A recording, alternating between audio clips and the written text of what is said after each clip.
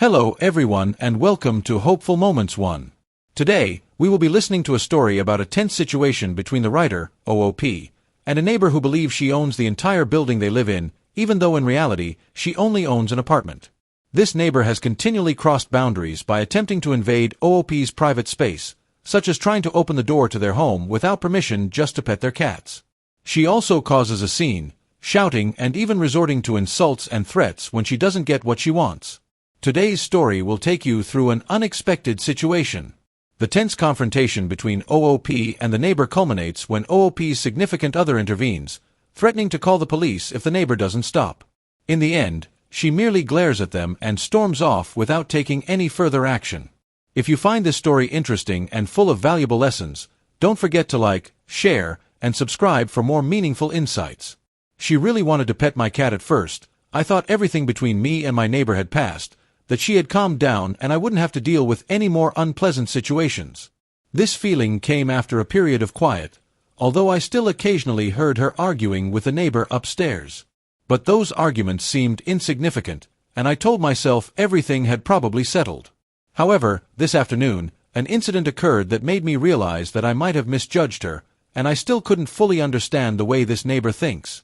Not long ago, I shared in previous posts that this new neighbor believes she owns the entire building where our apartment is located. She thinks that by buying an apartment in this building, she has the right to control all the common areas and even interfere in other people's lives. Unfortunately, the reality is quite different.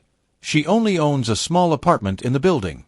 Nevertheless, she has made up some ridiculous and completely illegal rules, believing she has the right to impose them on everyone else. These rules are not only unreasonable but also violate the privacy and freedom of others. There have been several arguments between us over these issues, but I thought after each dispute, she would gradually understand that she cannot control everything around her. And so, I thought everything was over. But I was wrong. After all that has happened, I realized that I had been too naive in thinking she would change. The most recent incident proved that she continues to act in a way that I can't understand, and I'll have to face her once again, with even stranger demands and behavior. Right now, I feel a mix of disappointment and confusion, realizing that perhaps I still don't fully understand this neighbor, and she may never understand that no one can live the way she wants. Since I live on the ground floor, I have a sliding glass door that opens to the shared yard. This yard is not exactly my favorite space, but since it is part of the shared living area, we mostly treat it as a large window for light and fresh air. Today, the weather was nice and cool, so I decided to open the glass door to enjoy the fresh air after the rain.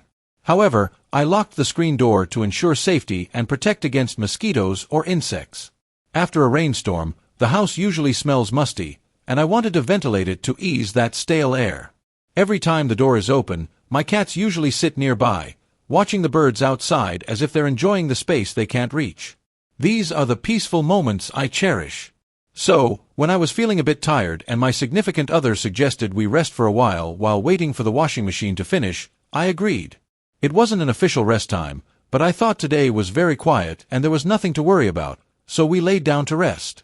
But as the saying goes, calm before the storm, that peace didn't last long. About an hour later, we were awakened by a strange rattling noise from the living room. At first, I thought one of my cats had tried to climb the screen door again, but when I opened my eyes and stood up, I saw something completely different. My neighbor, with whom I had argued many times about her unreasonable rules, was standing in front of my screen door, trying to open it. She wasn't just trying to gently open the door, she was pulling on it so hard that the whole door was shaking, as if she were trying to break it. I was confused and couldn't understand the situation. I walked over and asked her what she was doing. She casually replied, as if this was perfectly normal, that she had seen my cats through the door when she was hanging out clothes and wanted to pet them, but she said the door was stuck. I immediately responded and explained that the door wasn't stuck. It was locked because this is my private space. I told her clearly that she couldn't just walk in whenever she pleased, and I had the right to protect my privacy and not allow her to enter my home without permission. However, instead of stepping back or apologizing, she continued trying to open the door, still shouting. She said I couldn't stop people from petting my cats if they wanted to, and even claimed it was her right to show them real love. What she said made me so upset, I couldn't believe the audacity of this blatant intrusion. Not only did she disregard my privacy, but she also decided for herself what was best for my cats, as if they were hers. Ding my private space. She was also insulting my dignity, as if she had the right to decide how I treat my cats, even though that is entirely my business.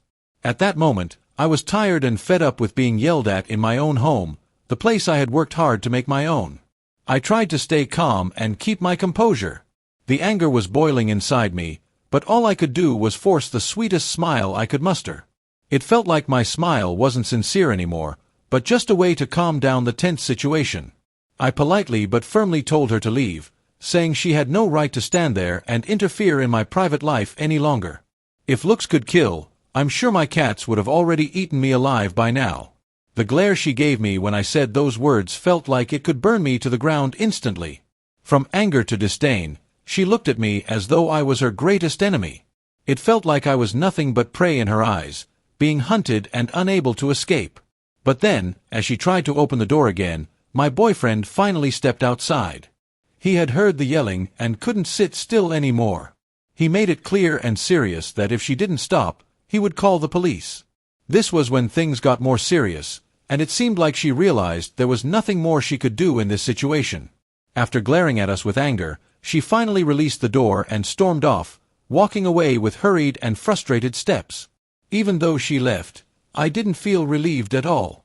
In fact, this was just one of the many situations I faced with her, and I knew I needed to do something to protect my private space. So, we decided to order a security camera for that door to make sure nothing like this would happen again. And to feel even safer, my cats have been microchipped to ensure they're always monitored and protected in case anything goes wrong. In the end, after everything that happened, I realized how important it is to protect your privacy and not let anyone invade your living space.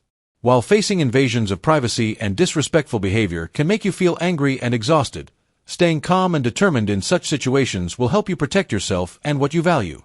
The greatest lesson I've learned is that sometimes, compromising isn't the solution, but rather knowing how to protect your rights in a firm and rightful way. We have the right to demand respect from those around us, and doing so not only protects us but also helps create a healthier and more peaceful living environment. Continue to stand firm in protecting your privacy, but don't let negative emotions dictate your actions. While you handle the situation very appropriately and patiently, remember that in such cases, sometimes recording events, such as installing additional cameras, can help you protect your rights better. At the same time, when facing disrespectful behavior, try to stay calm because emotional control will allow you to handle the situation more effectively and avoid unnecessary arguments.